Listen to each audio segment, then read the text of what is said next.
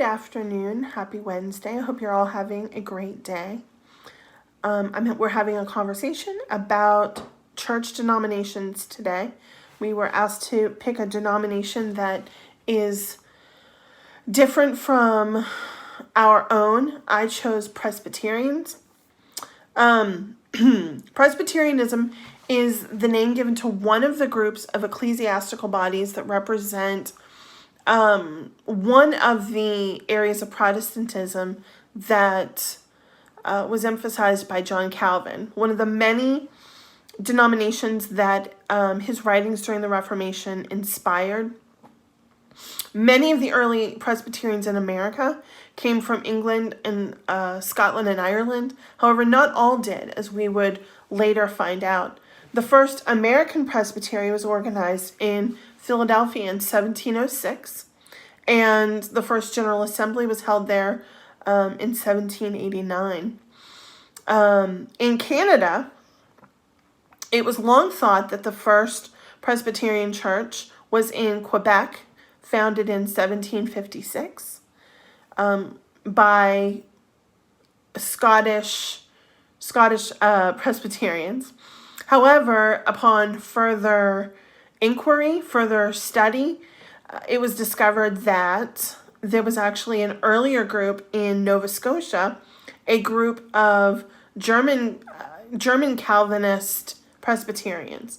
And this was very, very different than the Scottish Presbyterians who had started many other churches in Canada. One fact that I found really interesting was that John Witherspoon was the only member of the clergy, the only minister, to sign the Declaration of Independence. To me, this is an interesting fact because I think it shows the intentionality of the Founding Fathers in including so many different types of people. You obviously had a lot of the lawyers and government types that were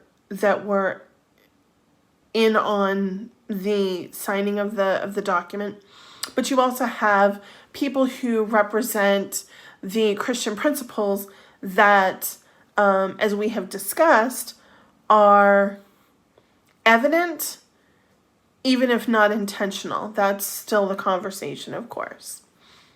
One of the distinctive features is that the Presbyterian Church is one of the Calvinistic denominations that does not have a prescribed form of worship. There aren't certain things that have to be done in order for it to be considered a worship, which I found interesting. I did not know that was one of its distinctive features.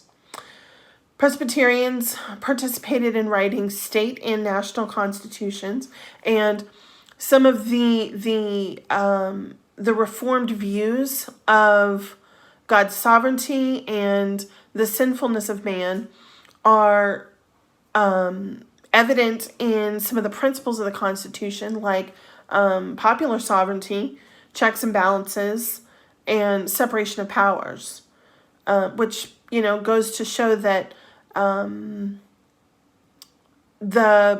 these views were necessary. They were necessary to keep our government from becoming too much like a monarchy.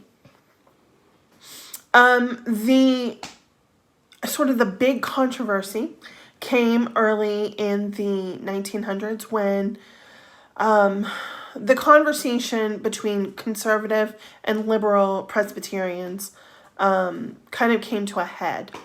There was the PCA, and so two sects of the Presbyterian denomination were formed.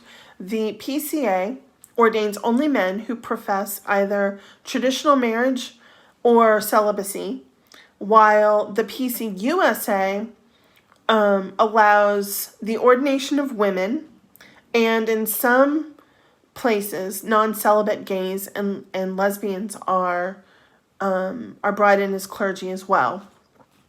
Pretty big differences, Very, very timely to discuss today, even since those are still things that divide us as a nation, and often within our own churches, there's division on those things.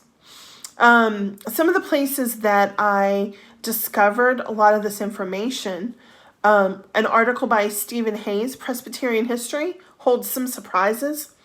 That's where I found out about the Canadian Presbyterian Church. And then the Presbyterian Historical Society was very, very useful in providing information, as well as what Presbyterians believe. So all in all, this was a very interesting deep dive into Presbyterianism, and I hope that you have enjoyed learning a little something today.